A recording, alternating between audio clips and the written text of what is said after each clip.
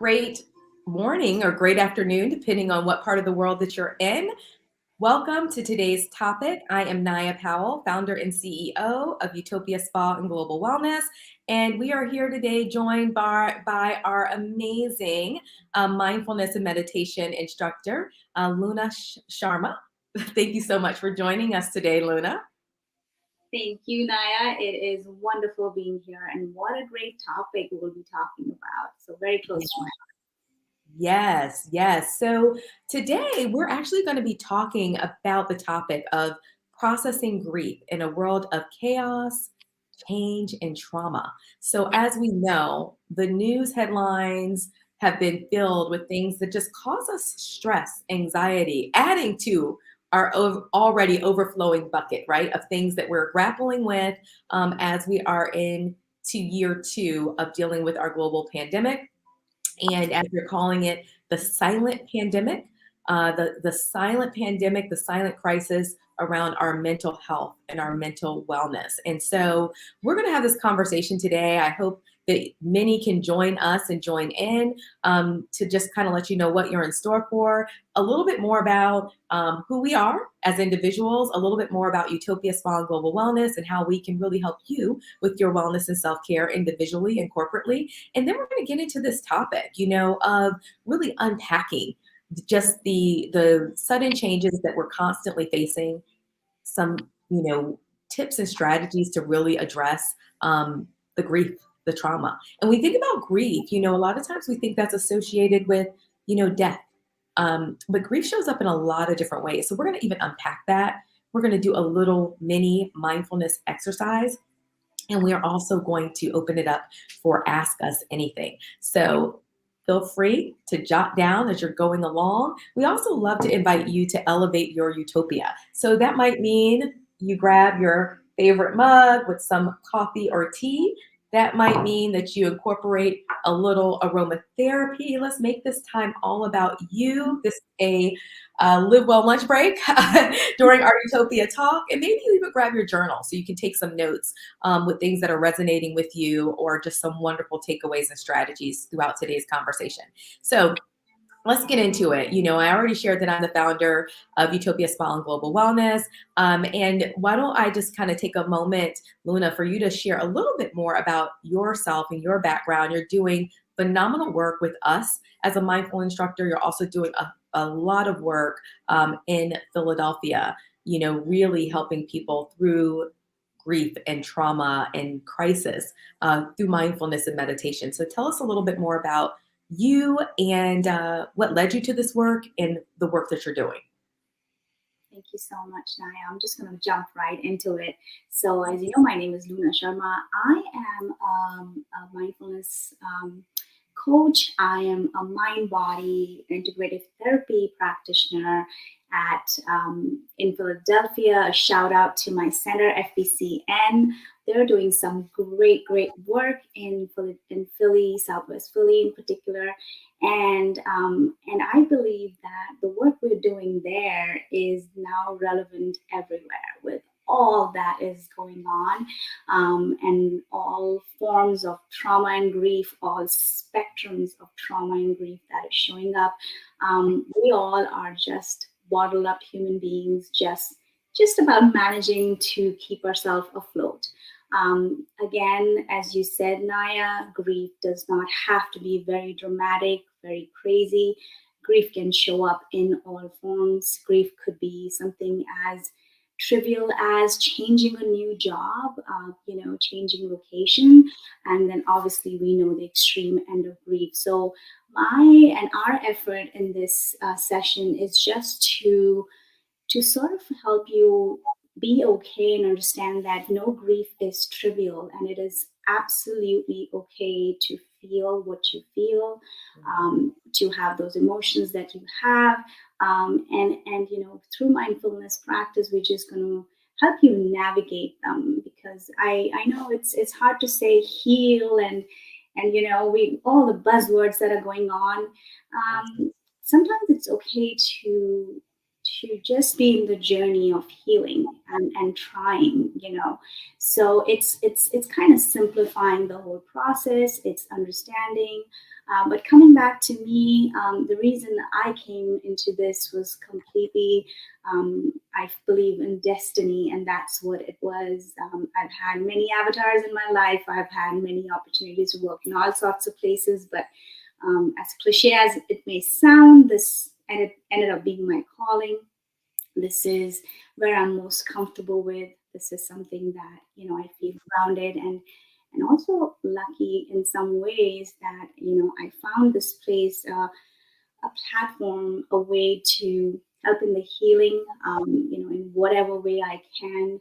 At my work FBC, and we're supporting a lot of psychologists, psychiatrists, and then I'm really happy to say that one of the upsides of COVID was mental health and mindfulness is no more. I don't have to tell people what is it that I do. People know a lot more about it, and it is now in the forefront of things. And we're supporting and with it. And again, the fact that we're supporting the psychiatrists and the psychologists as mindfulness experts, it's wonderful, and patients are open to it. People see it as a legit practice in the sense that you don't have to be able to just take the very deep route of maybe taking pills and stuff, but you can just try your own mind and body to help you heal, which is what all we advocate.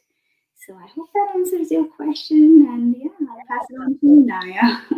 Absolutely. Thank you so much. And so, I would say one of the other blessings of COVID is it really allowed us to rethink how we share wellness, and it allowed us to leverage technology in new ways and develop the platform of Utopia Spa and Wellness.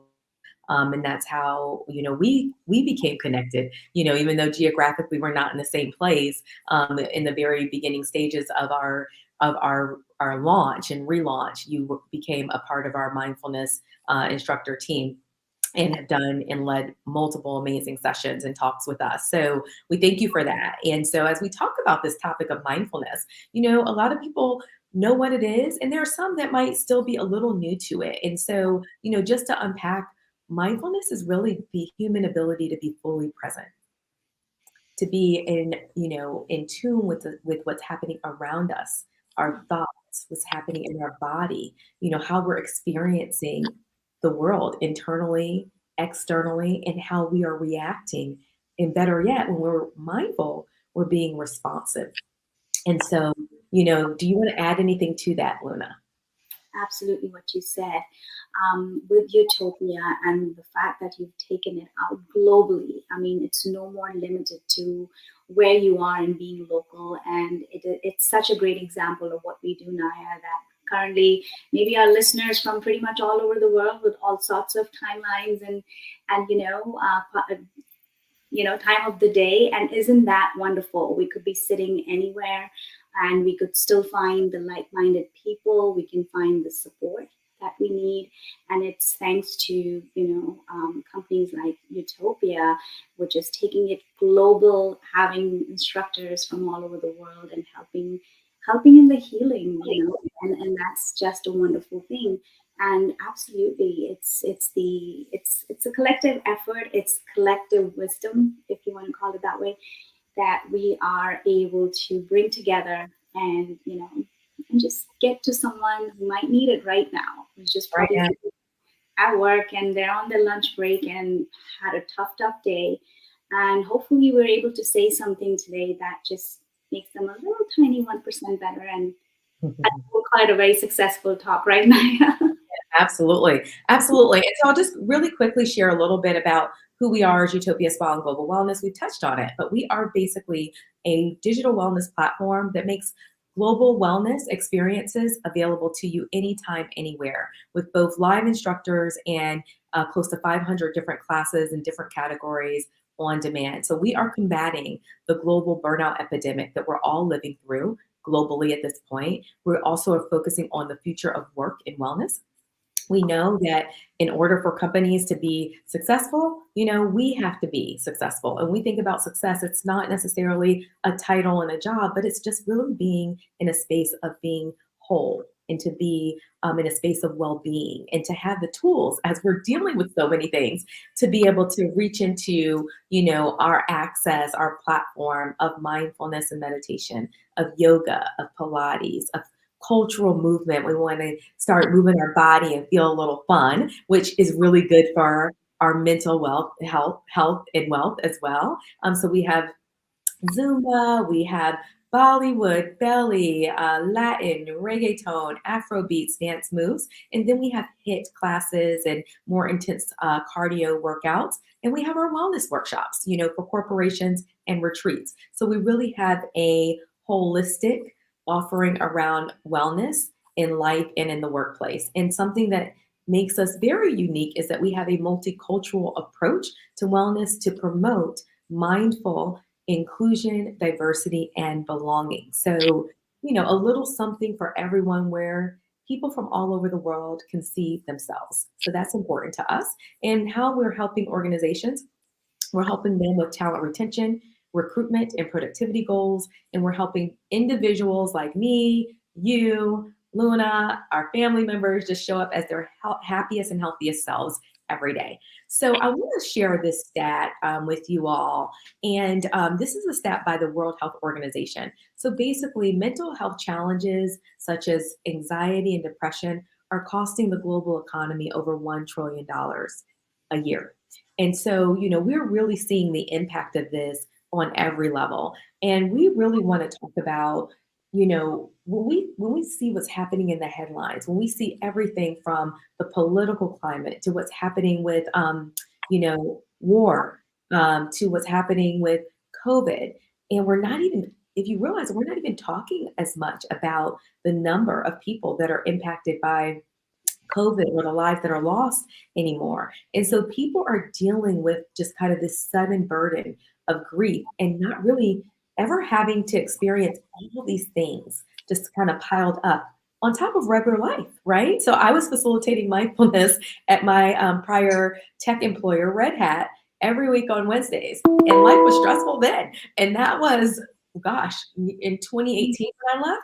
And so it has become more complicated, even with the hybrid work environment and not having the boundaries of really to separate your space from work and home and personal time and family time and restoration time. So we just have kind of these mounting things that we're all dealing with. And one of the things that I know that we need, and Luna, you and I talked about this as you're dealing with people that are dealing with lots of additional levels of crisis, and many of us are, from death to sickness to trauma to abuse. We're just still dealing with all of these things. And we're actually seeing this play out even in how we're seeing the mass shootings. We had Buffalo recently, we had Uvalde in Texas. But guess what? Those made the headlines. There have been over 266 mass shootings in 2022, and we just entered into July. And so when we see all of these things, that's a direct reflection of the mental health condition, the anger, the anxiety, the stress levels that we know stress kills us, right? We can see the just kind of the stacking up of all of these layers. And so we really want to get into not only strategies for ourselves, but even how we relate to the world, how we can be more mindful, more responsive instead of reactionary, how we can learn to take a pause, breath, and how we can really learn to operate in a higher level of compassion. Compassion for ourselves, compassion for our community, the people that we live with, because we're all stressed out. We're all probably snapping a little bit, right? So Luna, I will share this quote, and then let's just kind of get into a hearty discussion around this. So I really like this quote, and it says, "The nature of humanity, its essence, is to feel another's pain and to own one's pain and to take action to take that pain away." And that's by John Connolly. And when I read that, it made me think of empathy. And empathy is so important. And I think we get a little caught up with self that we don't take time to really position ourselves to be compassionate and wonder, what is my neighbor dealing with? What is my child, my parent, my sibling dealing with? How do I press pause and, pay attention to that? And also, what am I dealing with? So when you hear,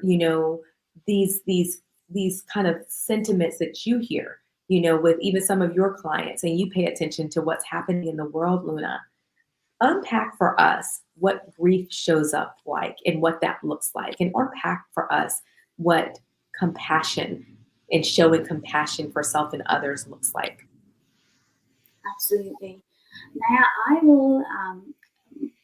My field really surprised me, to say the least. And I think we were having this conversation the other day that in a day, I see a range of patients, anyone from very deep trauma related to, like you said, death and loss and assault, and and to someone who's just kind of caught up in their own. Maybe they left their city they were living in, they don't have a job, and all sorts of forms and ways. A most common denominator that I saw, that most people, how they're coping with grief, is sadly denial and Mhm. escapism.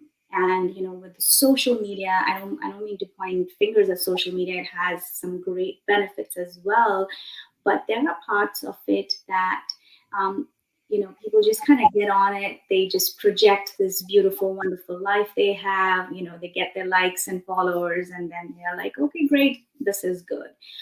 Because our brain, that is primitive, is loves gratification, loves these instant pleasures, and doesn't want to deal with some deep major issues, which is where the whole hippocampus and the wise brain operates. So I really want to pay attention to that part. And before we even get into how do I make my primitive brain, close down a little bit or regulate it, and the wiser hippocampus be more prominent, the first step is to kind of understand that anytime you feel some kind of a loss, doesn't matter how big, grief doesn't matter how big, what is your instant response? Do you stop, pause, use mindfulness, or just go, oh my God, this is actually quite sad or tragic?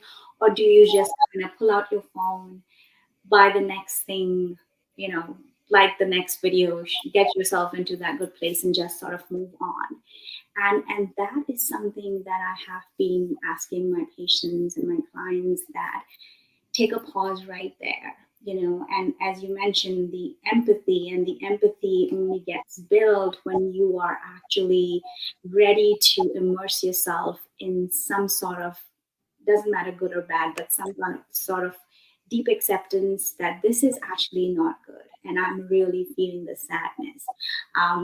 Pain can be painful. Accepting and staying in grief can be painful, but it is also part of deep healing. So my recommendation to a lot of my clients is that try not to do an escape mode, try not to go on to the next gratification, but instead just go, oh my God, this really sucks, and I feel the grief, right? And that's when that's the first step of it. And then the next step is, how do you regulate it? And the regulation comes through your own mind body practice of breath. We can't talk enough about the breath. One thing I tell all my patients is that you have a magic wand, and it's right built inside you, and that is your breath. And believe in the magic of it. I make it look like the superpower. I love to glorify breath, I know a lot of people in my field are already doing that, but for the little kids and the millennials, I love to use these superpower words, and just so that they understand that it is a real deal. You do not have to jump onto, like I said, your next addiction of some sorts, but instead, if you kind of just take a pause, breathe deeply, exhale deeply, and just see what a shift it creates. I mean, right as I see, I Every saw time you say breath, I take it, and I'm same. realizing that I'm not taking deep cleansing breaths until you say it, and I intentionally, it triggers me, and it's like an instant moment of utopia. So if you're watching this, I invite you to take in a cleansing breath and continue throughout today's talk with us. Just breathe in deeply and slowly exhale until we get to our mindfulness session shortly. But you can be mindful all during this talk. I love it. See, this is how easy it is, right? And I love how, you just incorporated it right here. Whoever is watching us right now, and we're just doing this little challenge that, hey, why don't you just Right. take a pause and breathe deeply? That's all you need to do. So we are equipped. We are a beautiful piece of machine. We are the best technical circuit that was ever created. It's not the iPhone. It's not the best gadget you can think of. It is right here, your body. And It's for right. those, and for those technical folks out there, again, I invite you to just explore your own regulatory system, your own cooling down system that we have been installed with. Yeah. And if you understand the magic of it, I mean, mindfulness is not, it sounds like a buzzword. And it's like, the first question I get, how do you meditate? What do you do? And I'm like, it's really not that 5, 10 minute, 30 minute of meditation or mindfulness that you need to take time out of during the day. Your mindfulness and your meditation is how you are living your minute by minute. Yes. Are you taking those little pauses to just stop and breathe? Yes. Are you taking those little pauses before you react to something, but you just go, wait a minute, let me just breathe this one out. Yeah. Do I need to say it? Do I need to react to this? So that's what I'm telling everybody. No, I do not meditate 30 minutes every day. But yes, I am mindful throughout the day. Throughout the day, even when I'm not looking mindful, I still stop and go, do I need to say this? Do I Yeah. need to do this? Yeah.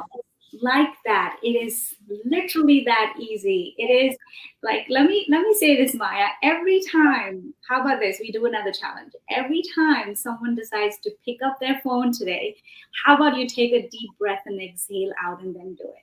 So, you've already seen the stats on your phone for how long you are on it. All right. A lot of us have that stat that, how long did you spend on each app?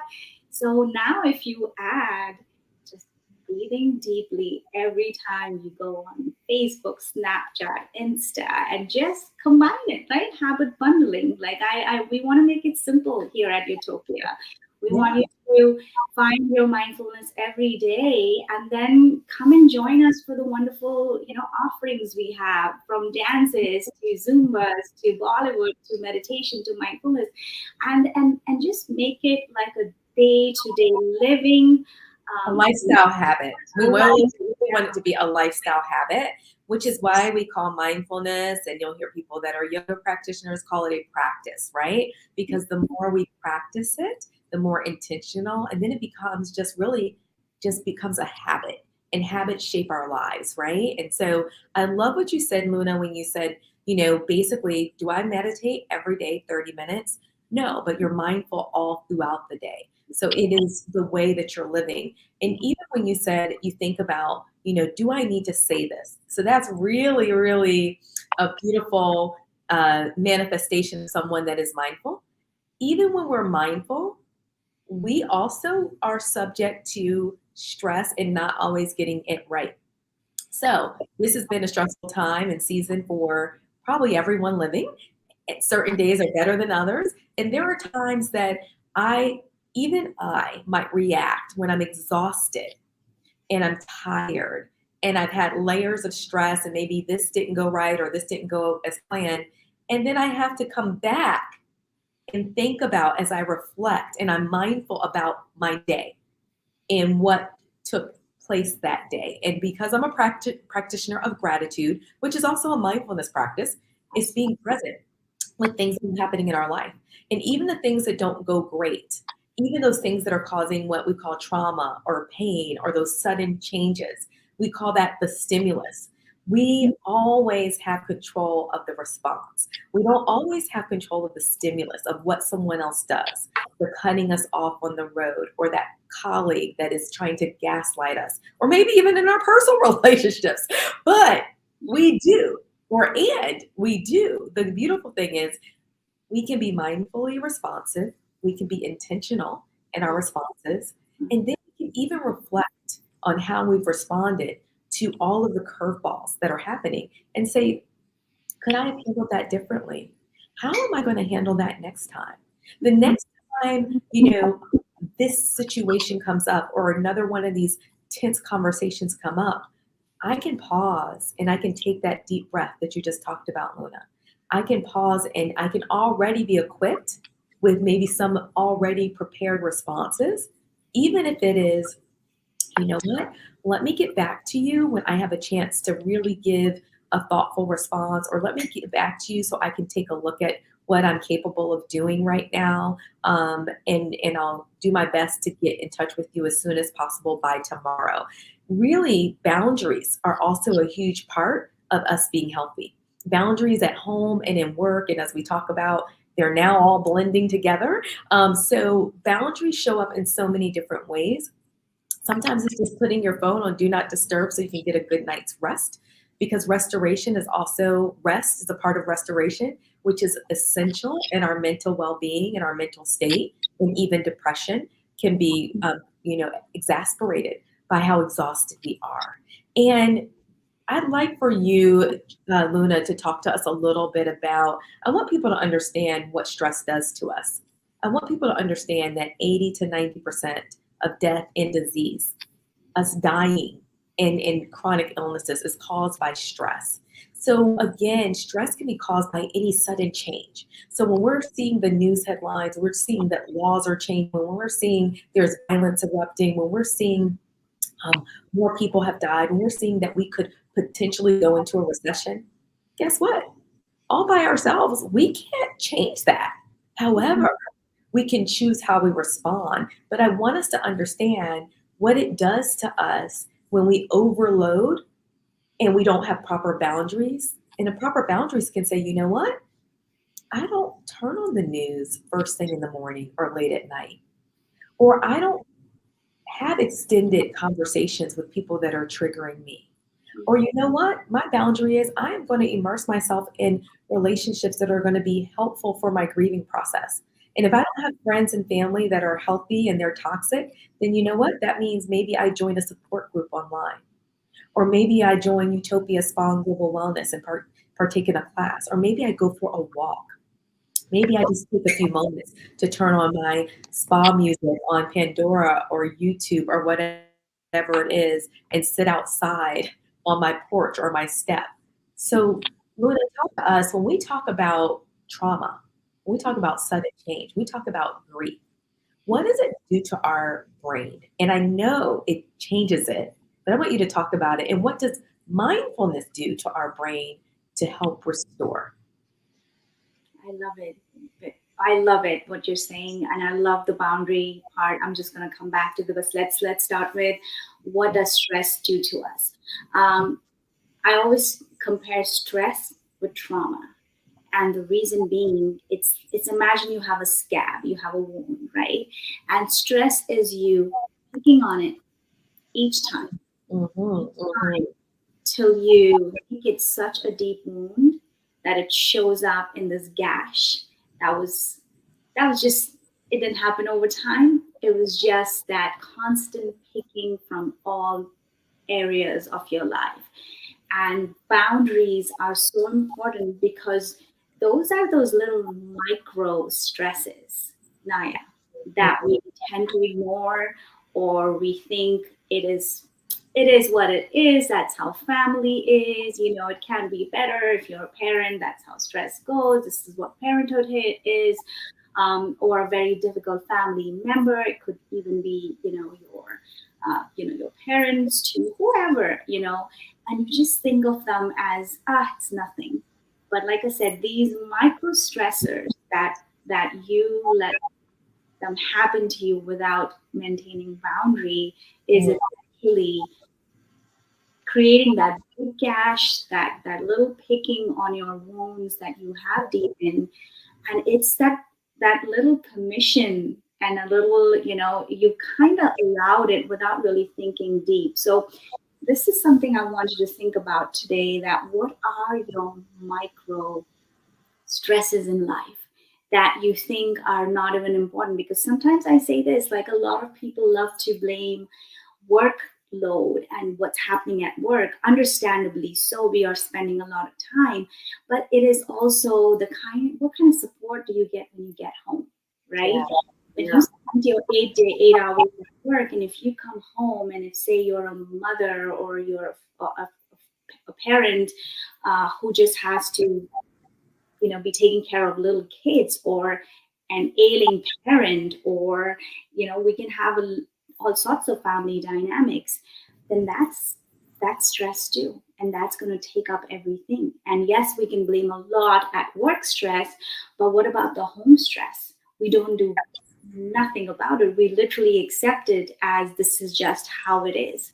So today I really want you to pay attention to that. And that's also going to be my mindfulness practice, which is, it's Tara Brach came up with it, and it's the RAIN concept. And we're going to visit that. And one of them is to actually recognize what is going on.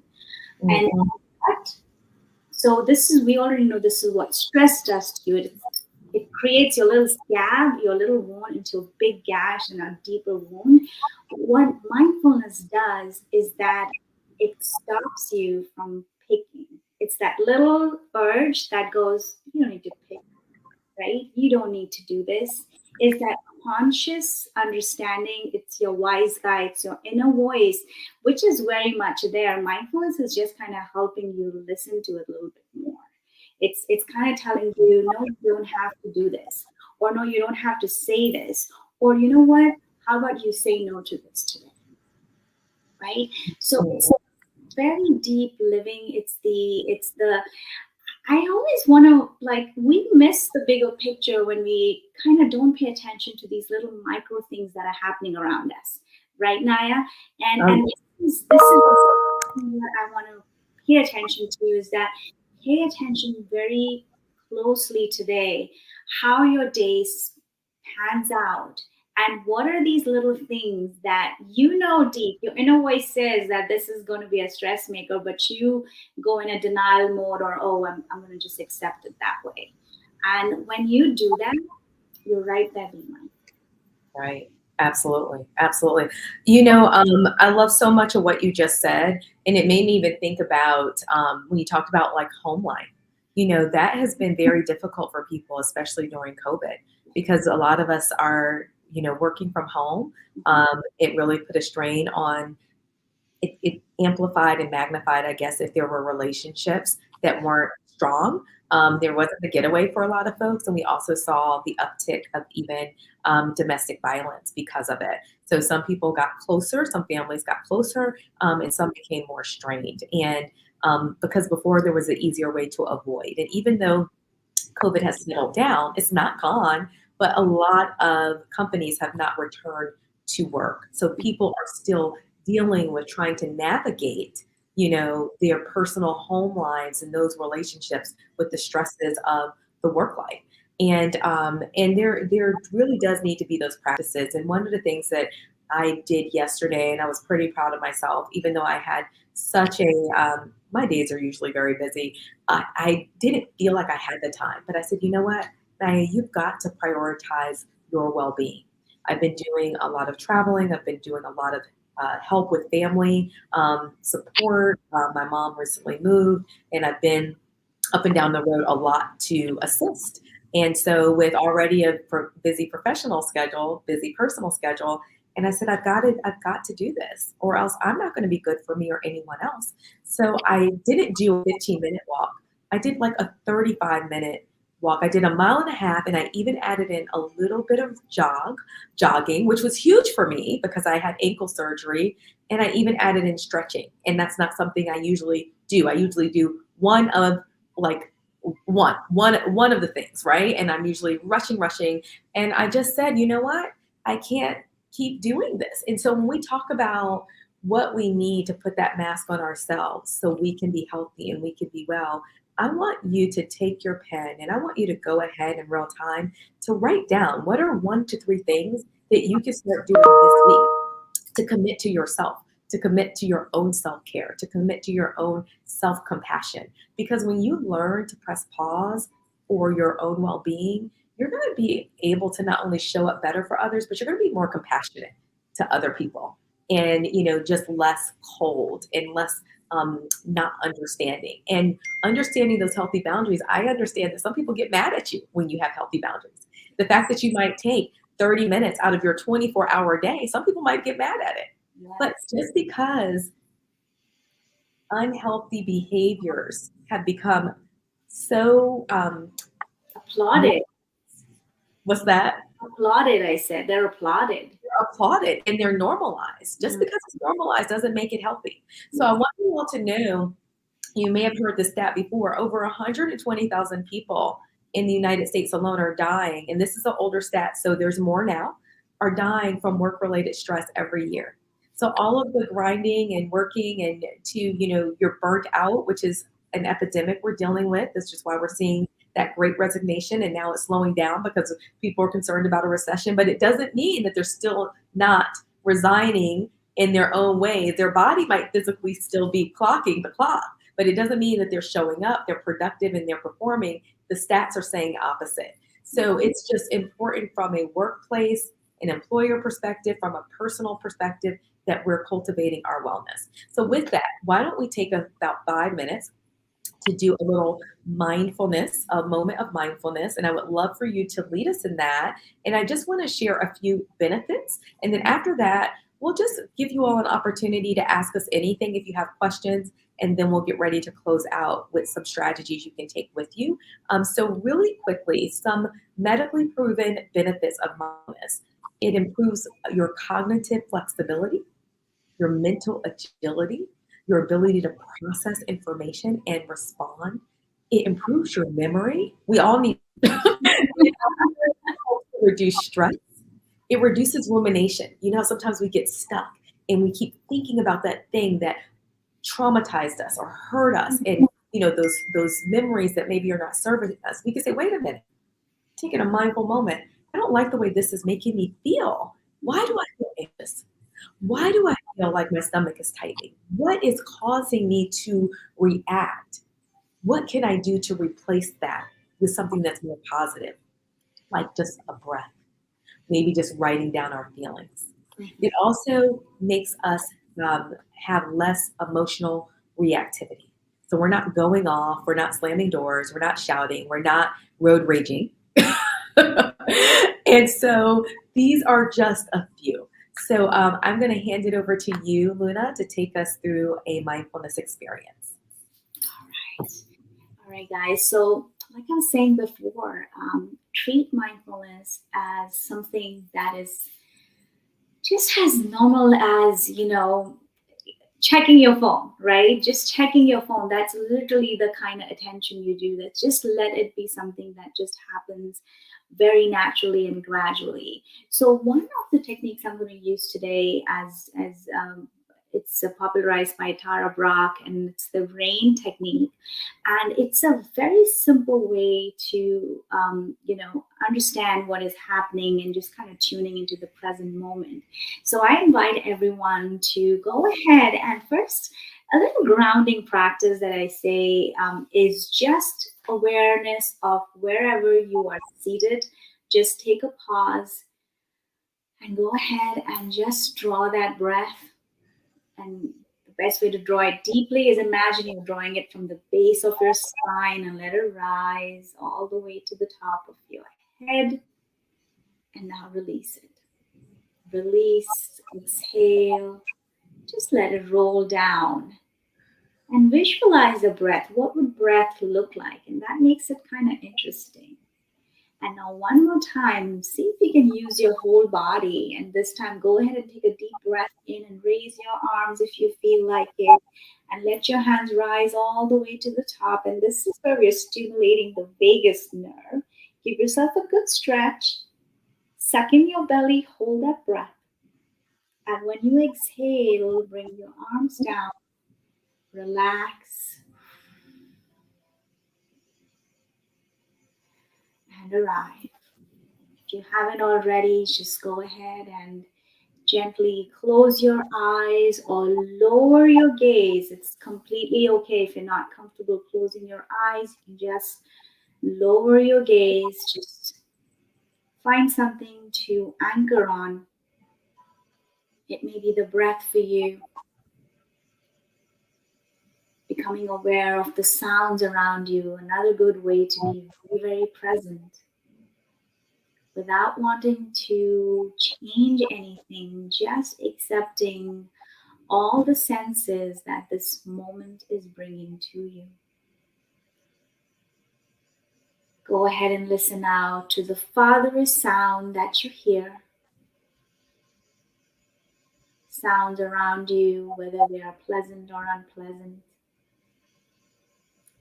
Now, gently bring your attention to the sense of touch, starting with wherever your fingertips are, acknowledging your seat, even becoming aware of the textures of the clothes you have on. Just really getting into that feeling of this moment. And now I want you to bring your attention to what I call the R of the rain, which is recognize. What is it that you are sitting with right now? I'm sure your mind, your brain has already started sending through agendas and what will you do next and any underlying stress that's just not going away. I want you to focus on that. Whatever little or big stress that you have right now, acknowledge it, recognize it, and see if you can sit with it for a little bit as you slowly breathe in and gently exhale out with your mouth.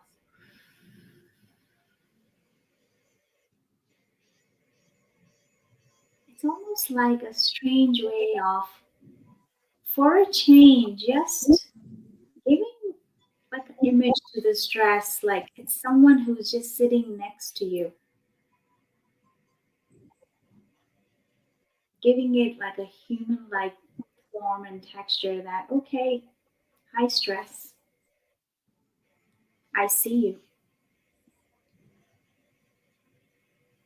And now just let that stress, that feeling, allow it to just be.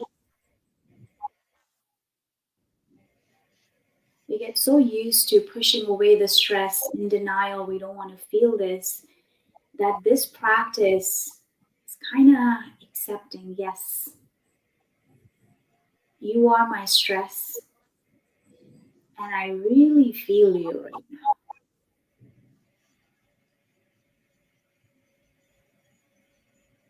And now, while the stress is sitting next to you, you have recognized it, allowed it to be with you. Go ahead and investigate it, and that is the eye of the rain.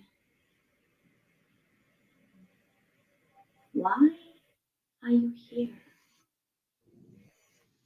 What is the cause? Are you caused by someone else? Or are you my very dramatic manifestation? This whole huge thing that's just created by me.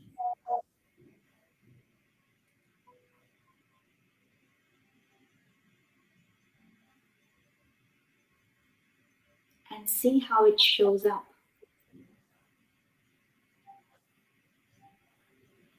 Let it answer that question for you. Is it really coming from someone else, like someone else is sending you to it? Or did you just manifest and created in this big, huge way.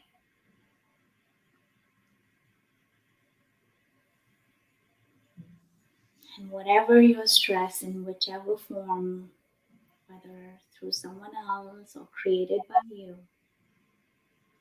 this is where I want you to show it and yourself some compassion, where you say, it's okay. And with that acceptance and radical acceptance, you go ahead and take a deep breath in and you gently exhale out. Open your eyes, and that was it. You don't have to find a solution, you don't have to change anything. You just needed to do a very deep mindful practice of this stressor and now see the magic happens. Maybe you'll find some solution and understanding, or maybe wisdom around this. Thank you, guys. Amazing. If you have just participated in, Luna's wonderful mindfulness experience, share with us in the chat how it made you feel, how you're feeling, maybe even some reflection.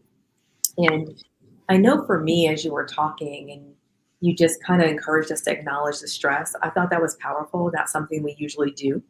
Um, and the reason why it's powerful, because it helped us to be mindful of where that stress, as we see that stress is almost a being next to us. Where did it come from? What caused it? Is it something within? Is it something external? And I think that helps us to live mindfully, to even make decisions with how we engage, who we engage, because sometimes it's some external stuff, but we get to choose our response. We get to choose how we engage, how much we engage, and also be mindful of, sometimes I've taken a moment to say the interactions with certain places, spaces, or people cause me a lot of anxiousness. Mm, And you have to start to be mindful about even our emotional and visceral responses to situations and people and types of conversations. And we can choose healthy boundaries, as we talked about, which is living mindfully. So I thought that was very beautiful. And also sometimes we have, and you said the over dramatic, I like that, because sometimes we're responding out of fear, and 80% of fears are non-rational. mm, There are things that we've kind of elevated in our mind that are not rooted in reality. So there's lots of things that we can unpack in looking at the why we're feeling a certain way. And as we're engaging with others, one of the ways that we can show compassion is asking the question sometimes just to say, tell me more. I like that. And sometimes asking ourselves to tell me more. Tell me more about why you're feeling that way, Naya. And I do that a lot. And then sometimes it's helpful because I can give myself permission for the stress that I'm feeling and say, wait, it makes sense that I feel stressed. Yeah. It makes sense based on maybe the, 12 hours I just worked and the little bit of sleep that I got. It makes sense. So now today I need to give myself some love and rest in, sleep longer, go get a salad and go for a walk. And guess what? I feel better. Mm-hmm. Mm-hmm. So I hope that you all found this extremely um, helpful today and extremely beneficial. And I want to give you all an opportunity to ask us anything in these last few minutes. Um, and in addition to that, just go ahead and put it in the chat if you do have any questions. And I'll see if I see anything coming in here. So I just do see a question that we can answer. And it is, what are some things that we can continue to do going forward to practice mindfulness in a state of chaos? I love it. So I have some strategies, and that's a perfect segue. And Luna, if you have some that you would like to add on, I welcome you to do that. So I have 5 strategies um, to really help to process grief, change, and trauma. And so one is, as we've talked about throughout today, exercise a higher level of self-compassion. And the reason I start with self is because we can only love others as much as we love ourselves. And if we're not forgiving and compassionate with ourselves, then we're not going to be with others, right? And this is in the world and in our relationships. I really want to encourage leaders to start to cultivate a culture of compassion and kindness because your organization is not going to run if we don't figure out ways to do this. Okay? So at home and at work. Also, elevating our empathy, putting ourselves in another person's shoes and realizing that we might not have experienced the exact same thing, but we can all relate to experiencing the cycles of emotion, fear or loss or anxiety or whatever that is, or joy.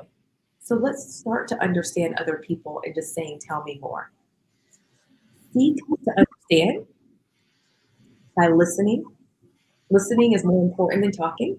Hmm. Also, seeking support. I want us to start seeking more support, whether it is a support group, whether it is positive friends that could speak life into us, whether it is a faith community.